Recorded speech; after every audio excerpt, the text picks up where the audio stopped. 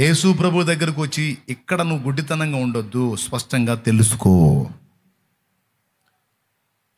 నేను తెలుసుకున్నాను. ఏంటి యేసు ప్రభు స్పెషల్ అంటే, నేను లోకములో ఎవరి దగ్గర నేను ఆరాధించి మొక్కి సేవించాను వారి దగ్గర ఎవరి దగ్గర కనబడని దైవిక ప్రేమ యేసులో కనపడింది. ఎవరిలో కనబడని దైవిక న్యాయం యేసులో కనబడింది. ఏమిటి ప్రేమ, ఏమిటి న్యాయం అంటే, పాపిని ప్రేమించాడో. యేసు ప్రభు దగ్గరకు వస్తే నువ్వు నాకేం తీసుకొస్తావు, బంగారు తోడుపా, వెండి తోడుపా, ఎత్తడు తోడుపా, లేకపోతే నాకేమి ఇష్ట వస్తువులు తెచ్చావు, ఇవన్నీ కాదు. పాపాన్ని టార్గెట్ చేస్తాడు. నువ్వు ముందు తప్పుడే వారం మానుకో, ఆ చెడిపోయిన వారం మానుకో, నువ్వు పాపాన్ని వదులు. అది ఫస్ట్ పాయింట్. దేవుడు అనేవాడు మొట్టమొదట హద్దు ఏర్పరచాల్సింది, ఖండించాల్సింది, దిద్దుబాటు చేయాల్సింది, సరిచేయాల్సింది పాపం విషయంలో.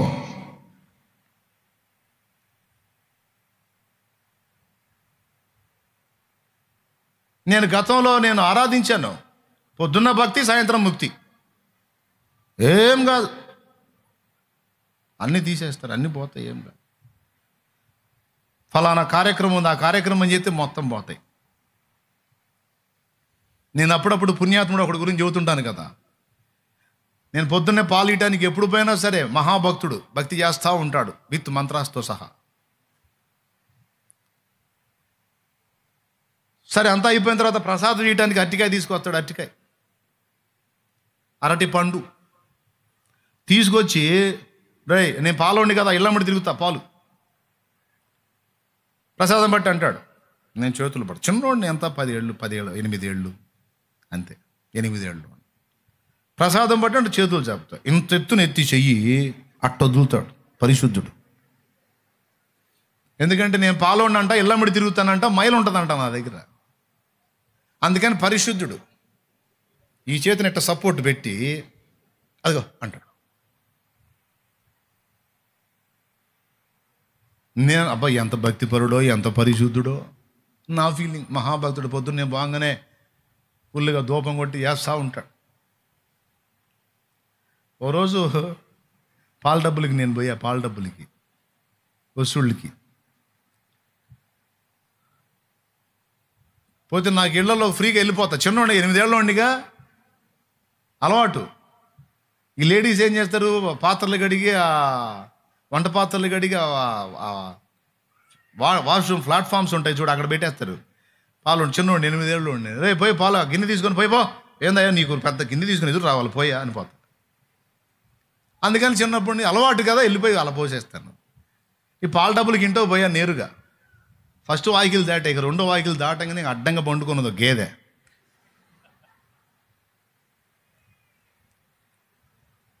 ఎవరా గేదె అంటే భక్తుడు గేదె. పొట్ట పీపలాగా ఉంది. పీప మొత్తాన్ని పోసి, ఏంటిది మందు ఫుల్గా పోసి, ఆ చెడి బడి తిని, ఆ ప్లేట్ అక్కడ ఉంది, ఆ సీసా అక్కడ ఉంది, బడి దొల్లాడుతూ ఉన్నాడు.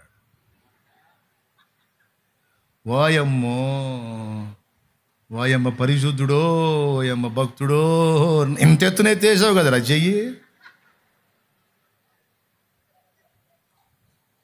మరి ఇదేందిరా?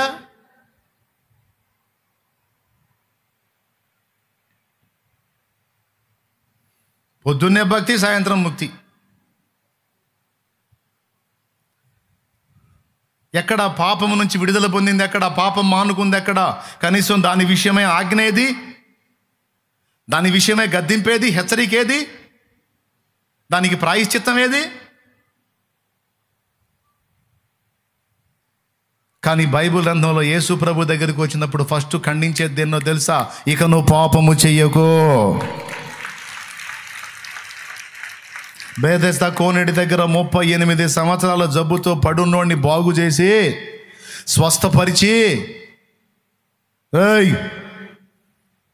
ఇదిగో స్వస్థత నొందితివి, మరి ఎక్కువ కీడు నీకు కలుగకుండాన్నట్లు ఇక నువ్వు పాపము చెయ్యకు అని పాపాన్ని ఖండించిన వ్యక్తి ప్రభు అయిన యేసుక్రీస్తు.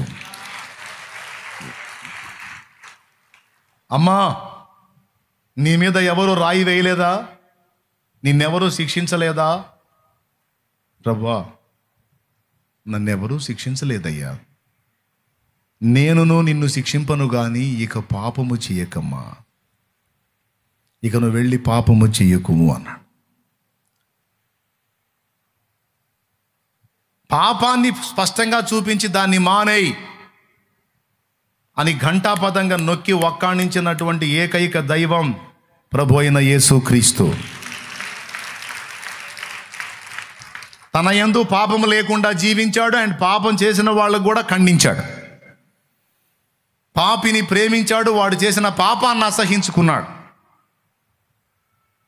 పాపిని ప్రేమించి ఏం చేశాడంటే, న్యాయం ప్రకారం, ధర్మం ప్రకారం ఈ పాపికి వచ్చే నరక శిక్షను తప్పించడానికి వీని పాపాలు తన మీద వేసుకొని తన శరీరమును మనందరి పాపములకు ప్రతిగా అప్పగించుకొని తను చిందిన పరిశుద్ధ పవిత్ర రక్తము చేత సర్వ మానవాళికి, విశ్వసించిన వారందరికీ పాప విమోచన మార్గాన్ని చూపించిన ఏకైక దైవం ప్రభువైన యేసుక్రీస్తు.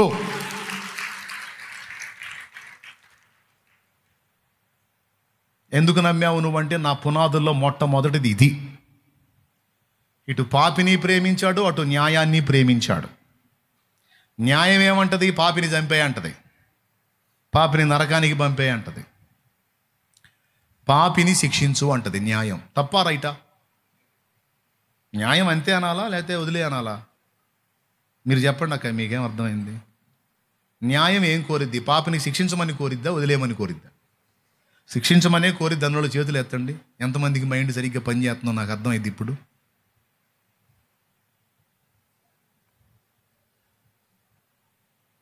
కొంతమంది చేతులు ఎత్తనట్టున్నారు. స్తోత్రం. పర్వాలే కథ, నిదానంగానే బాగానే పనిచేస్తుంది. ఈ లైవ్లో ఉన్న వాళ్ళు ఎత్తారు లేదా మరి? జూమ్లో కనపడుతున్న వాళ్ళు కూడా బాగానే పనిచేస్తుంది, చేతులు ఎత్తారు. న్యాయం అంటది పాపిని శిక్షించు అని. మళ్ళీ ప్రేమ అంటది పోనీలేబ్బా అంట. ఎంత అద్భుతమైన విషయం అండి ఇది. ఇంత స్పష్టంగా అటు ప్రేమకు న్యాయం చేసి ఇటు న్యాయానికి న్యాయం చేసిన ఒక్క దేవుణ్ణి నాకు చూపించండి రా ముర్రో అని నేను మొత్తుకుంటుంటే ఒక్క సమాధానం లేదు. బండబూతులు తిట్టడం నన్ను. నేను అడిగిన దానిలో తప్పు ఉందా? నా పాయింట్లో నేను క్లారిటీ ఉంది, నాకు స్పష్టత ఉంది. న్యాయం అంటది పాపిని శిక్షించు అని, ప్రేమ అంటది వదిలే పోని అబ్బా అంటది. ఇప్పుడు ప్రేమను బట్టి మనల్ని వదిలేశాడు అనుకుందాం, మరి న్యాయం ఏమంటది? ప్రేమకు న్యాయం చేసావు, మరి నా సంగతి ఏందని అడగదా? న్యాయం అడిగిద్దా లేదా? సత్యం అడిగిద్దా లేదా? ధర్మం అడిగిద్దా లేదా? ఏమని? మరి పాపిని శిక్షించనప్పుడు మరి నాకు నువ్వు న్యాయం చేయలేదు కదా అని అడుగుద్ది. అందుకని న్యాయాన్ని మొదట ప్రేమించి పాపికి శిక్ష విధించాడు. తర్వాత పాపిని ప్రేమించి వాని పాపాలు ఆయన మీద వేసుకొని అటు న్యాయానికి న్యాయం చేయటానికి, ఇటు తండ్రిగా ప్రేమను నెరవేర్చడానికి మధ్యలో తను బలి కావాల్సి వచ్చింది. ఇది దేవుని నీతి. కొడితే గట్టిగా కొట్టాలా? ఏమయ్యా? అది పునాది, మన పునాది అది. ఇక ఇక్కడ అప్పులు తీరినాయా, నొప్పులు తగ్గినాయా, రోగం తగ్గిందా, ఉంటామా సత్తామా? ఇప్పుడు అప్పులు తీరితే ఇంకా కావా? సరే ఇప్పుడు రోగం తగ్గితే ఇంకా రాదా? ఇక్కడే ఉట్టిగట్టే ఊరేగుతామని రాస్తుందా ఏ పుస్తకంలో నన్నా? ఎక్కడే ఉంటాం, ఉట్టి కడతాం, ఊరేగుతాను ఉందా? 1000 ఏళ్ళు బతికినా సావు. కాబట్టి పునాది ఏది? ఎందుకు నువ్వు జీసస్ని ఫాలో అవుతున్నావు అని అడిగితే ఏం చెప్పాలి? మా మమ్మీ డాడీ జీసస్ని ఫాలో అవుతారు, అందుకే నేను కూడా ఫాలో అవుతున్నాను. నిద్రమోహం దానా? అది కాదు సమాధానం. స్తోత్రం. యవనస్తుడా? అది కాదు సమాధానం. మమ్మీ డాడీ ఫాలో అవుతాను, నేను కూడా ఫాలో అవుతున్నాను. అది కాదు. ఏంటి జీసస్లో స్పెషల్ ఏంటి? ఎవరిలో లేనిది యేసులో ఉన్న గొప్పతనం ఏంటంటే ఇలా చెప్పగలగాలి. ఎందుకు నమ్మావు యేసు ప్రభునంటే, సమస్యలు నా బేసిక్ కాదు. ఫస్ట్ తెలియక సమస్యలే అనుకున్నాను, కానీ తీరుస్తాడు అనుకున్నాను, కానీ తీర్చకపోయినా ఇంకా నీ రప్పించినా నేను యేసును మాత్రం వదలను. ఎందుకంటే ఉన్న దేవుడు, నిజమైన దేవుడు, దేవుడు అనడానికి యోగ్యుడు. ఆ కొలతలన్నీ కనబడింది యేసులోనే.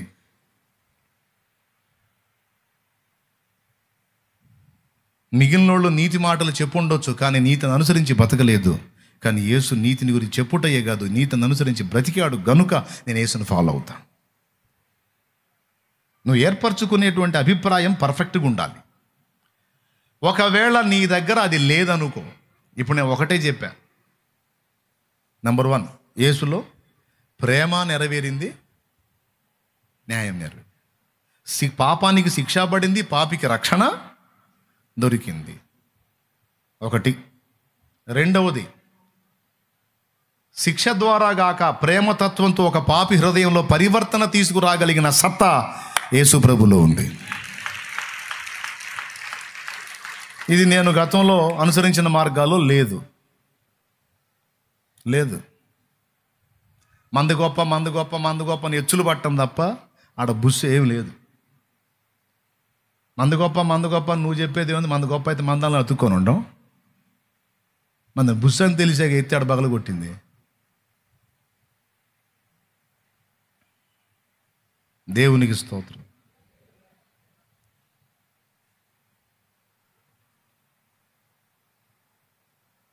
మా వాళ్ళు జాతరలు చేస్తారు, నేను వెళ్ళేవాడిని. 5 రోజులు జాతర జరిగితే బయట దేవరని పెడతారు. బయట దేవరు పెట్టే దగ్గర నుంచి వసంతాలాట దాకా మొత్తం తెలుసు నాకు. అయితే 5 రోజులు జరిగే జాతరలో తాగుడు పొరులాడతారు, మునిగి తేలుతారు. అదేంటంటే అలా తాగి ఎగిరి సంబరాలు చేస్తే దేవత సంతోషిస్తుంది అని వాళ్ళు చెప్తారు. మా వాళ్ళు చెప్పారు, నాకు చెప్పారు. నేను అడిగాను, తాగుడు మాన్పించేవాడు దేవుడా, తాపిచ్చేవాడు దేవుడా? చెప్తాం. తాగుడు మాన్పించేవాడు దేవుడా, తాపిచ్చేవాడు దేవుడా? మీరు చెప్పండి. ఇప్పుడు మా బావగారు ఉన్నాడు, మా సొంత బావ, 4వ అక్క భర్త. పిలిస్తే పలుకుతారు, లేతే లేదు. వాళ్ళ పని ఏందో వాళ్ళు చేసుకుని వెళ్ళిపోయే జీవితాలు. వాళ్ళ ఊర్లో వాళ్ళకి అడిగోళ్ళని పేరు. మా బావగారు వాళ్ళ ఫ్యామిలీకి వాళ్ళ ఊర్లో అడివోళ్ళని పేరు. అడివోళ్ళు అంటే ఏంటో తెలుసా? వాళ్ళది ఒక ప్రపంచంగా బతుకుతారు.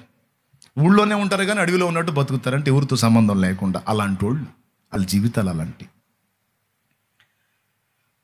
విపరీతమైన తాగుడుకు అలవాటు పడిపోయి భార్య ప్రాణం పోయింది, భర్త ప్రాణం పోయింది, 3 పిల్లలు అనాథలు అయిపోయారు. ఈ త్రాగుడికి పునాది ఎక్కడ పడిందో తెలుసా? జాతరలోనే పడింది. అలవాటు లేనివాడిని కూడా లాక్కొని పోయి ఆ రోజు తాపుతారు. అదేంటంటే మంచిదా, తాగాల, ఎగరాల, సంబరం చెయ్యాలరా. ఏం చేయాలి అని అట్లా అలవాటు చేశారు. ఇక అది ఎక్కువైపోయి చివరికి తన ఫ్యామిలీ స్పాయిల్ అయిపోవడానికి అది కారణమైంది. ఇలాగ నా సొంత కుటుంబంలోనే జరిగితే ఇలాంటివి ఎన్ని లక్షల కుటుంబాల్లో, కోట్ల కుటుంబాల్లో జరుగుతున్నాయో మీకేం తెలుసండి? ఆ దిక్కుమాలిన దానిలోకి రమ్మంటారు ఈ దరిద్రులు. మళ్ళీ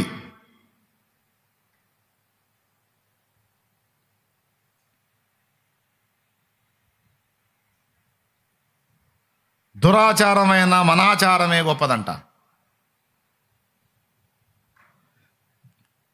కుటుంబాలు నాశనం అయిపోయి. నేను అడిగాను, తాగుడు మాన్పించేవాడు దేవుడా, తాపిచ్చేవాడు దేవుడా? తాగుడు మాన్పించేవాడు దేవుడైతే మరి తాపించేది ఎవరు? తాగి ఎగరండ్రా, ఎంజాయ్ చేయండిరా, ఇష్టం వచ్చినట్టు తిరగండ్రా అనేది ఎవరు? మీ విఘ్నతకే వదిలేస్తున్నాను, ఈ లైవ్లో వినేవాళ్ళ విఘ్నతకు వదిలేస్తున్నాను. ఎవడైతే నా ఉపదేశాలు విశ్వాసులే కాదు, అన్యులు కూడా వింటారు. ముఖ్యంగా మత పిచ్చగాళ్ళు కూడా వింటారు. ఈ వారం ఏం మాట్లాడాడు, వెతుకుదాం, ఏదన్నా పట్టుకుందాం నా మీద. పాపం ఎవడు తిప్పలవాడి. కానీ నేను మాట్లాడే పచ్చి నిజాలు.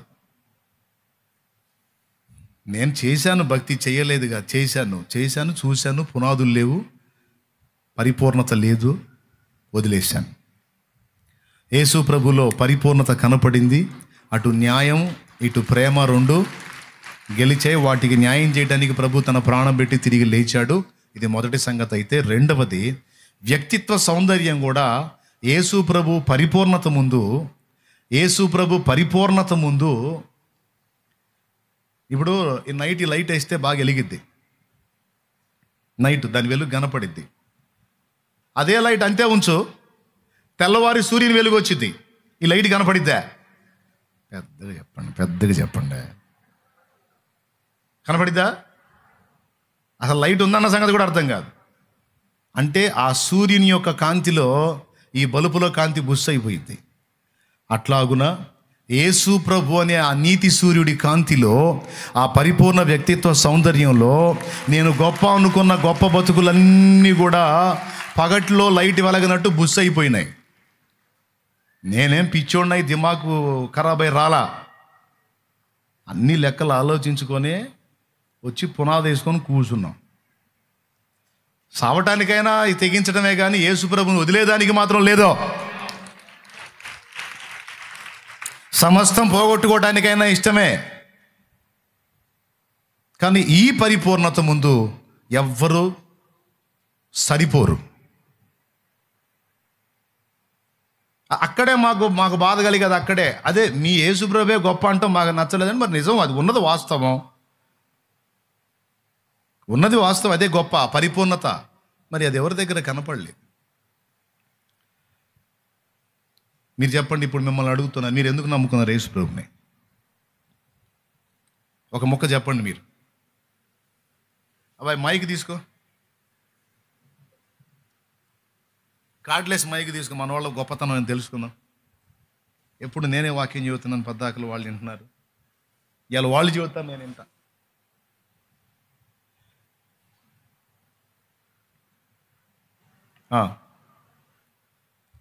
భయపడవాకండి. మీరు మైక్ పట్టుకోవడానికి టెన్షన్ అయితే ఆ అబ్బాయి పట్టుకుంటాడు, చిన్నోడు పట్టుకుంటాడు. చెప్పండి, ఎందుకు నమ్ముకున్నావన్న నా ప్రశ్నకి నీ సమాధానం. ఎందుకు నమ్ముకున్నావు? అది ఆన్ చేయనన్నా, మైక్ ఆన్ చేయనన్నా. నా కోసం ప్రాణం పెట్టాడు, యవ్వన రక్తాన్ని నా కొరకు కార్చాడు. మరి అప్పులు తీరకపోతే వదిలేస్తావా? వదిలేయను. సమస్యలు తీరకపోతే వదిలేయను. మరి ఎందుకు? ఏం తీర్చలేదుగా, ఏం సాయం చేయలేదుగా. ఏం సాయం చేయకపోయినా నా దేవుడు గొప్పవాడు. అంతేనా? అంతే.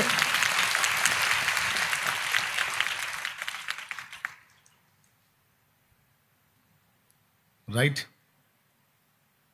తిరుగులేదు ఇక.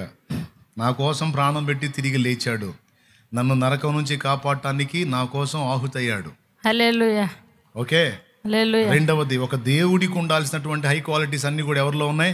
మన యేసు ప్రభులో. దేవునికి స్తోత్రం కలుగును గాక. హల్లెలూయా. ఒక దేవుని నీతి, పరిశుద్ధత, ఒక దేవుని ప్రేమ, త్యాగం,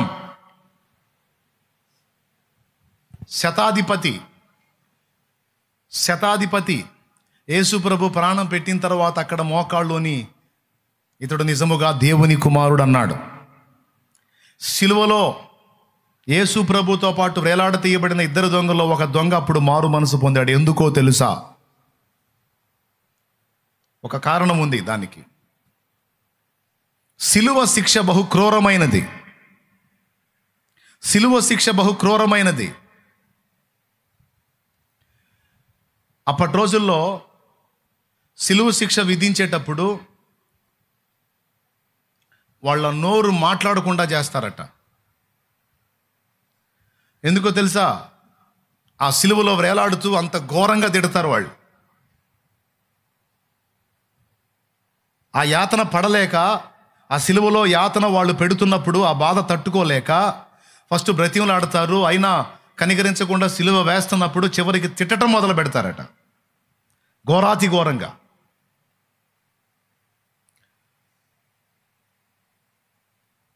అయితే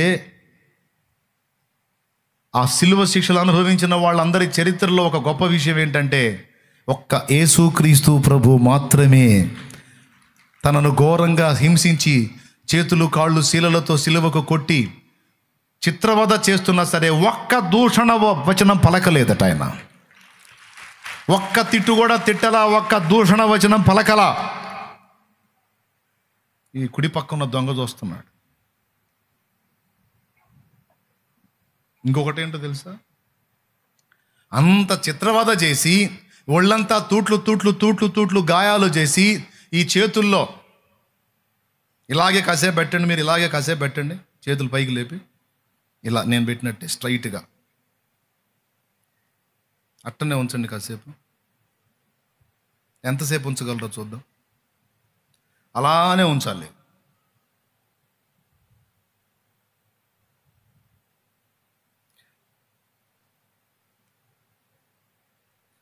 చిన్నగా గోడలు లాగుతున్నాయి కదా, అవునా? ఇంకాసేపు ఉంచితే దండం పెడతాం శాలేమన్నా. ఆయన శ్రమ పడ్డాడని నమ్ముతున్న వాళ్ళు అన్న, ఎందుకు మాకీ చాకిరి? కాసేపటికే. మళ్ళీ ఇట్లా కూడా కాదు, మనమేమో ముందుకు పెట్టాం. ఇట్లా పెట్టాలి అసలు వాస్తవం. ఇది పూర్తిగా ఈ రెక్కలు వెనక్కి విరిచి ఇట్లా పెట్టండి. ఇట్లా పెట్టండి, వెనక్కి. తల ముందుకు రావాలి, గోడ వెనక్కి పోవాలి. పెడు పెడు అక్క, ఎటు కాదు అక్క, చాపాలి అక్క, చేతులు సరిగ్గా చాపాలి, స్ట్రైట్ గట్టిగా వెనక్కి. రెక్కలు రెండు ఎట్లా వెనక్కి, తల ముందుకి.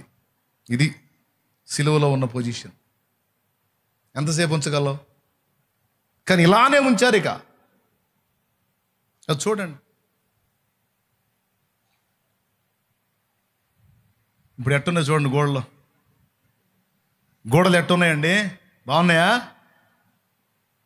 మరి ఈ బాధ దెబ్బ తట్టుకోలేక నరం లాగుతూ ఉంటే ఆ వేదన పడలేక దూషిస్తారట. ఇంత చిత్రవద చేసి కింద నిలబడి ఆయన ఎగతాళి చేస్తుంటే వాళ్ళని వాస్తవంగా సిలువ శిక్ష అనుభవించే వాళ్ళు చండాలంగా తిడతారు. కానీ ఒక్క మాట అనకపోగా ఆ తండ్రిని వేడుకున్నాడు. తండ్రి, వీరేమి చేయుచున్నారో వీరు ఎరుగరు, వీరిని క్షమించు అన్నాడు.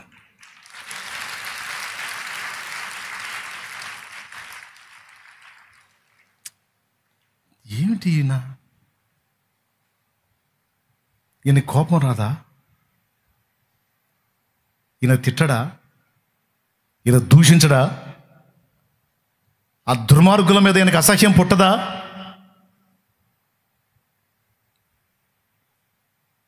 కుడివైపు ఉన్న దొంగకు అర్థమైపోయింది, నిజంగా మనిషి కాదు ఆయన దేవుడు, ఈయన ప్రభు, ఈయన మానవ జాతి పాప పరిహారార్థమై వచ్చిన లోకరక్షకుడే.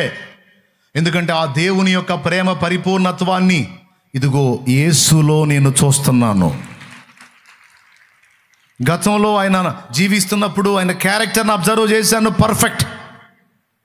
ఈ సిలువ మీద అందరూ క్రూరంగా ఈ హింస తట్టుకోలేక ఈ క్రూర హింసలో నోరు జారుతారు, తిడతారు, దుర్మార్గులారా మీరు నాశనం అయిపోతారా, అదిరా ఇదిరా అని శపిస్తారు. కానీ ఒక్క మాట బదులు పలకకపోగా, తండ్రి వీళ్ళు ఏం చేస్తున్నారు, వీళ్ళకి తెలియదు, వీళ్ళని క్షమించు అన్నదంటే ఇది మానవ గుండె కాదు, ఇది దేవుని గుండె అని అప్పుడు అన్నాడు, ప్రభువా నువ్వు ప్రభువే, నీవు నీ రాజ్యముతో వచ్చేది కూడా నిజమే, నీవు నీ రాజ్యంతో కూడా వచ్చినప్పుడు నన్ను జ్ఞాపకం చేసుకుంటావయ్యా అని అడిగాడు. అప్పుడు ప్రభు అన్నాడు, నేడు నీవు నాతో కూడా పరదేశంలో ఉంటావా అని.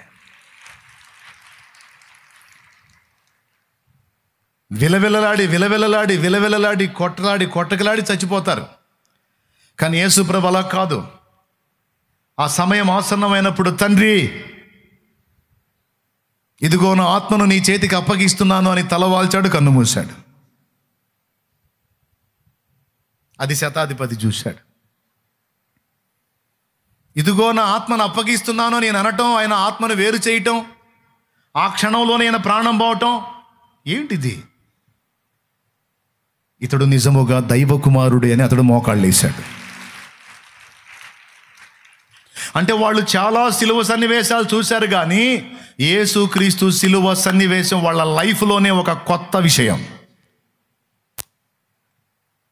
అందుకు శతాధిపతి వన్ చేంజ్ని కనపరిచాడు. సిలువ మీద ఉన్నటువంటి దొంగ కూడా తన చేంజ్ని వ్యక్తం చేశాడు, మార్పుని.